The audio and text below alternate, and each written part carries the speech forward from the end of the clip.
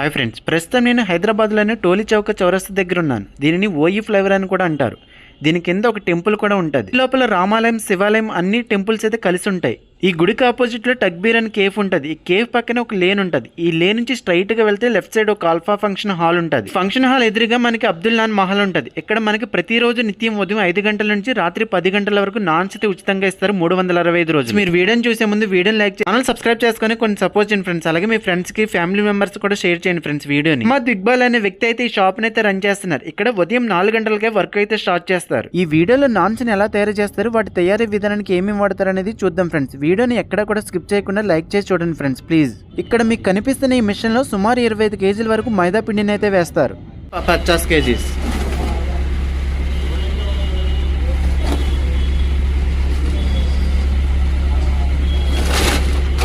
సుమారు ఆ మిషన్లో 10 కేజీల వరకు పిండి వేసుకున్న తర్వాత ఆ పిండి ముద్దగా ఫామ్ అవడానికి 4 బకెట్లు వాటర్ని అయితే పోస్తారు ఆ పిండిలో.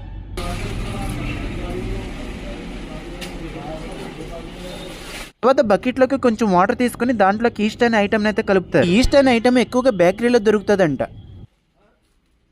ఈస్ట్ వేయడం వల్ల ఉపయోగం ఏంటంటే ఈస్ట్ ఉంటుంది, ఈస్ట్ పెరుగు ఉంటుంది కదా, పెరుగుతోనే చేస్తారు ఇది. ఓకే, అదే దాంట్లో వేయడం వల్ల ఉపయోగం ఏంటంటున్నాను. అదే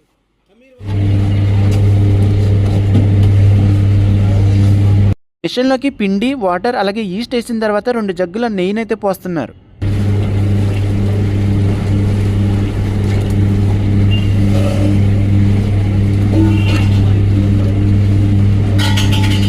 ఇందులో నెయ్యి అయితే వేస్తున్నారండి. నెయ్యి కదండి, అది నెయ్యి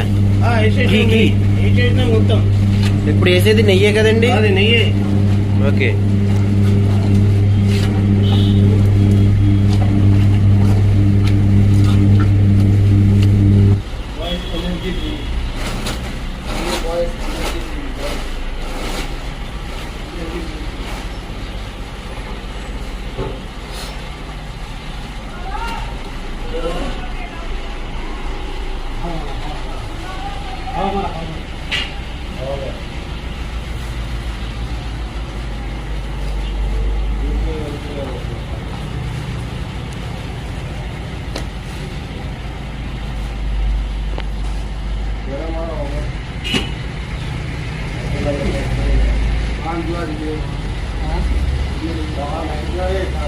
ఇక్కడ 4 ఎంప్లాయీస్ అయితే ఉంటారు. ఒకరు పిండిని ముద్దలు చేసి ఇస్తే ఇంకో 2 చపాతీలుగా చేస్తారు. వాటిని ఇంకొకరు స్క్వేర్ షేప్ లో కట్ చేసి వాటిని ఆరబెడతారు. వాటి మీద ఎటువంటి దుమ్ము పడకుండా పైన కవర్ చేస్తారు. ఈ రోటీలను షహర్ నాన్ అని కూడా అంటారు. ఈ రోటీలు హైదరాబాద్ లో ముస్లిం సోదరులకు చాలా ఇష్టం.